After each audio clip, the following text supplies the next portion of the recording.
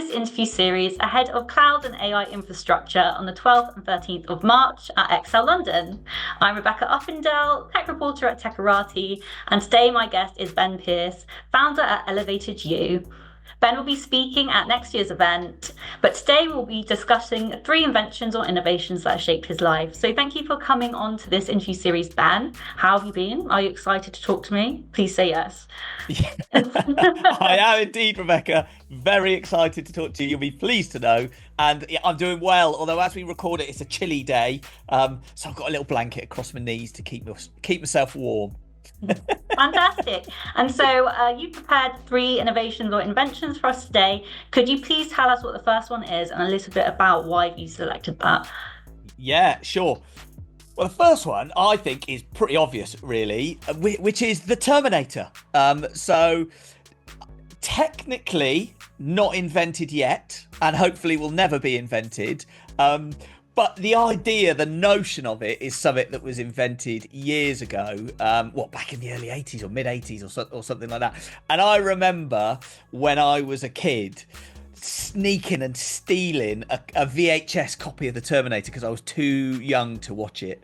And I remember sneaking it from a guy at school, putting it in the VHS, watching the Terminator, and being blown away, loving it, absolutely loving it. Not that I would recommend that to any children watching, but what I just loved about it was, although it's for evil ends, this idea of this kind of robot, this robot that was able to interface with the real world, because sometimes tech is it just lives in the software, it doesn't interact with the real world so much. And what I loved about it was the tech interacting with the real world, and it just sparked some imagination in me, so much so that as I sort of then got older, went through my A-levels, the degree I chose to do was cybernetics and computer science, which was all about this kind of robotics, artificial intelligence, computer science. So it definitely sort of inspired me in terms of the career choices, the early in career, my education choices that I made. And so hugely influential, both Terminator and Terminator 2, when I was a teenager growing up. It's funny, I think often when we talk about these inventions, it's always something that's really sparked from infancy almost, or even when you're a kid, there's always been a technology that has somehow been that kind of catalyst to your career. So do you remember that as perhaps being the basically your origin story is stealing that VHS from somebody at school? Well, do you know what? Sadly, I'm that geeky that my origin story is before that. So I do remember, I had very old school computers. I remember a Dragon 32 being one of my first ones, the Amstrad 6128, then an Amiga, and I had an Amiga at that sort of Terminator time. So I think I was always interested in that kind of stuff, and always loved tech, loved gaming, all of that kind of stuff. But then I saw that film and it was like, oh, this makes it even more interesting.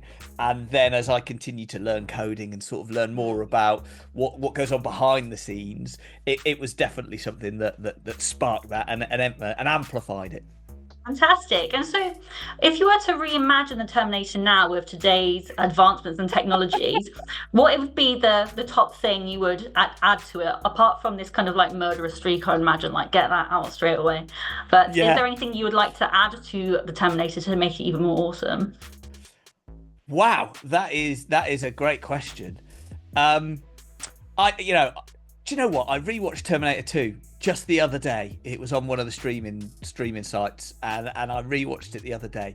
It's got to be something about that empathy, hasn't it? That was the challenge with the Terminator, is it had no empathy. And that was its great strength, as being able to just kill whoever it wanted, but also its biggest weakness, because it could just kill whoever it wanted. So it would be that human side, that empathy, that moral compass that John Connor in the film is the one that tries to give the Terminator that. So that would be how I would make it more awesome, I think. And it's funny because you talk about the Terminator with this fondness, but it also being this kind of like horror icon in a sense of exactly what technology when it goes wrong. But how does films like Terminator nowadays, how much is that play with public perception still an issue when it comes to technology that is rapidly evolving in the current landscape? Yeah, well, I think massively, and I think you look at loads of the sci-fi, and I'm a big sci-fi fan. I love to watch sci-fi movies, read sci-fi books, and you see the ideas and the philosophical challenges are thought about and played out way before we're able to do the actual thing. And so I think, it has shaped people's perceptions, particularly, as the effects get better, and CGI gets more realistic and all of that kind of stuff. It absolutely does shape our perceptions.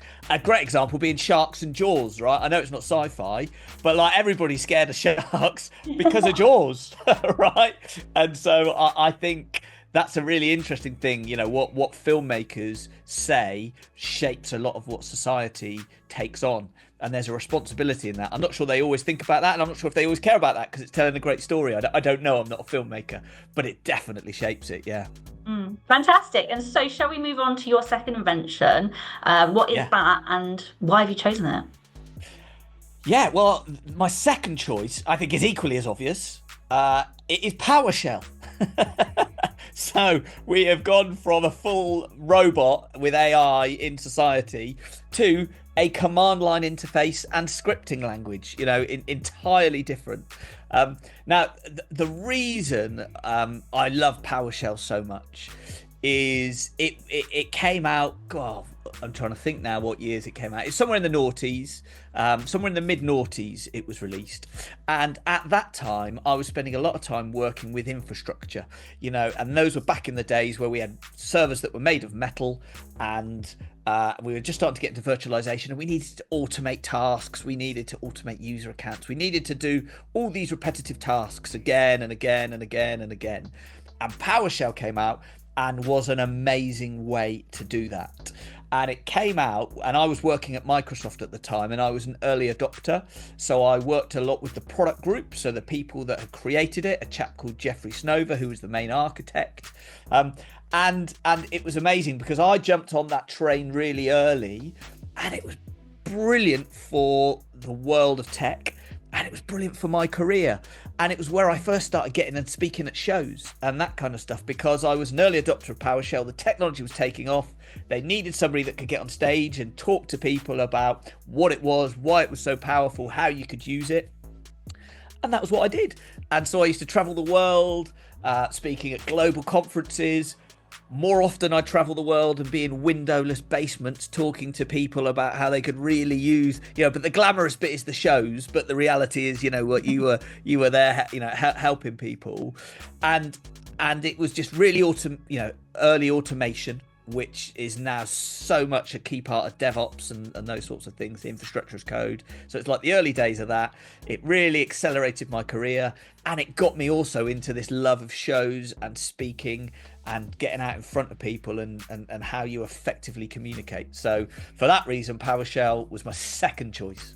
So is there a particular project you remember using this and it having a significant impact to what you're working on?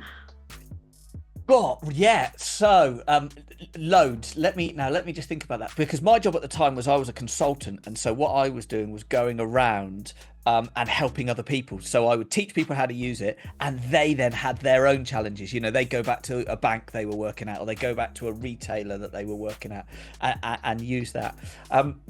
One I do remember fondly was we were the early days of virtualization, so virtualizing, creating VMs on machines. And just the idea that you could turn them off at night, spin them up in the morning, you could start to treat them and code them and automate them. And we hadn't done that much before.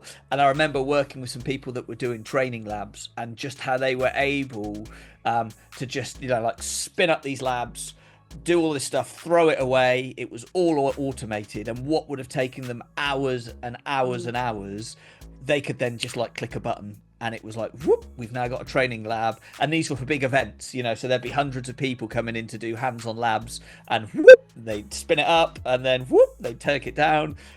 So that kind of stuff was all really exciting at the time. And now, all those techniques that we were using there, that then became the fundamentals of infrastructure as code. So the idea now that you deploy a service with some infrastructure that's all coded, that those were kind of the origins of, or probably not the origins, but the part of the journey that took us towards that. Would you say becoming an early adopter or hopping on something early is a great way to catapult your career trajectory if you can become, say, like an expert in that field? What would your advice be, for example, for someone looking to get into doing what you do and expanding their horizons in terms of the tech world? It is a great way to do it, because if so if I think back to what happened to me, I thought this technology was going to be really useful, and I wanted to learn it, and I needed to learn it. And what I did was I kind of learned in public a little bit.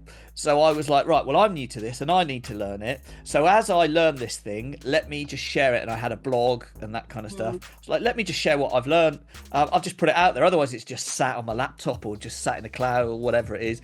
So I just started doing that a little bit and just sharing bits and pieces. But actually, because it was an important technology, other people found it really useful, and they started looking at that stuff. And then I got noticed by the product group who saw, the people creating it who saw that I was doing, and they were over in the US and I was in the UK, and they needed somebody to do some stuff in the UK. So I got involved with them and helped out. And so it then snowballed all from there. And it was all about, hey, here's something that I like. I'm going to be a bit vulnerable, and I'm going to try and be helpful, and I'm going to learn this in public, and I'm going to share it out there for other people. And that then snowballed. So, and that applies to any new tech that's coming out, whether it's, some new data platform, whether it's something in AI, whether it's some new coding language, whatever it might be.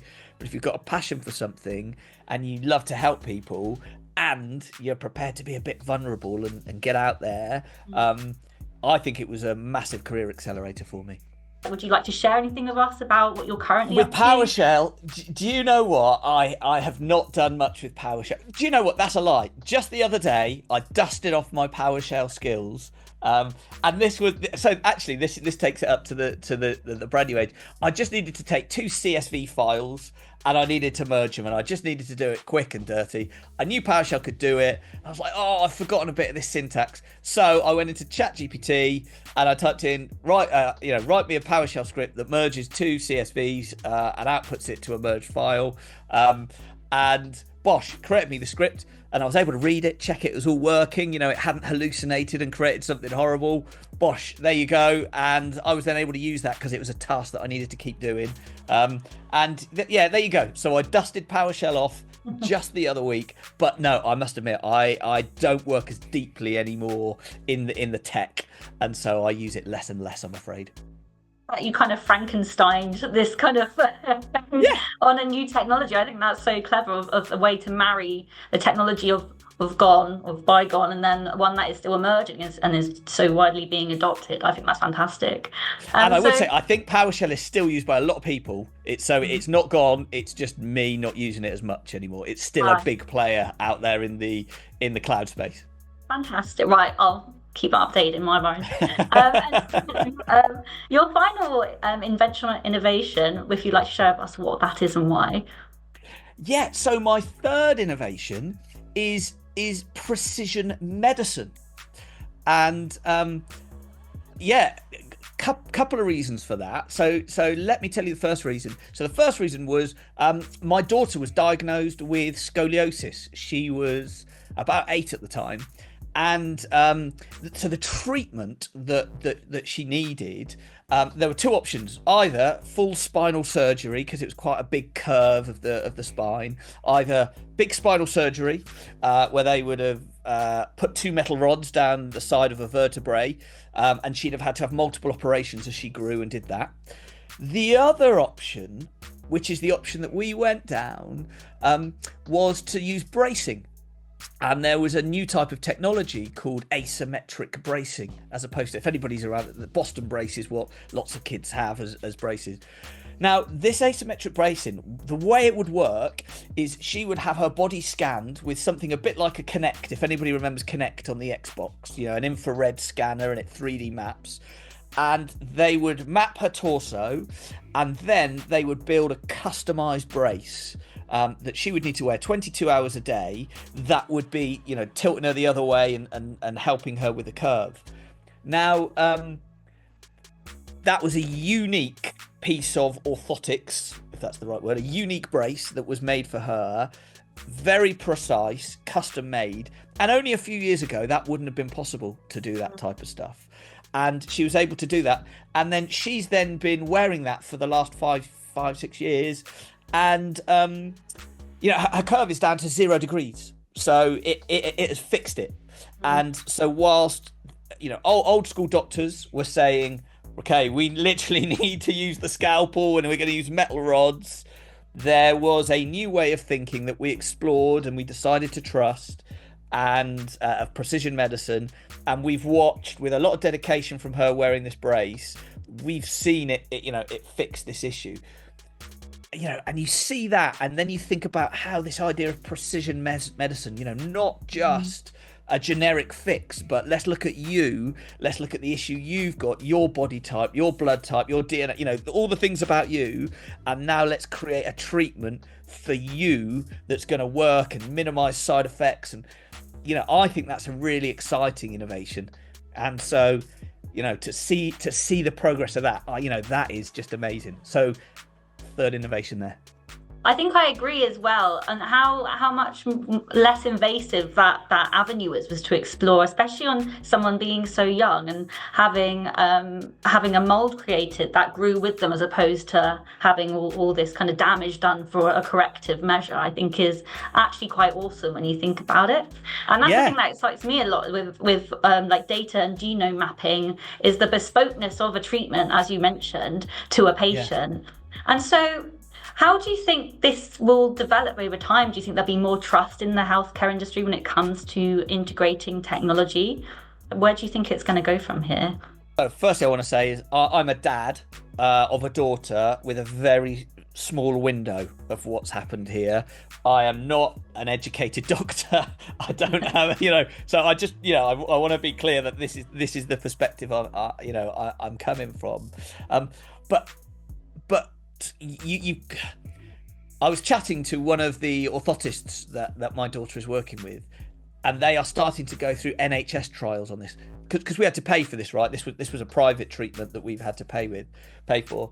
And if I understand correctly, the earliest that this sort of treatment would be in the NHS is 20 years from now, by the time it's gone through trial. Now, I might have misunderstood that. I don't think I have. And I look at that and I am just so sad that, that there are all of these young girls, young boys that have got this issue that can't afford this precision medicine, and the NHS aren't able to cover that.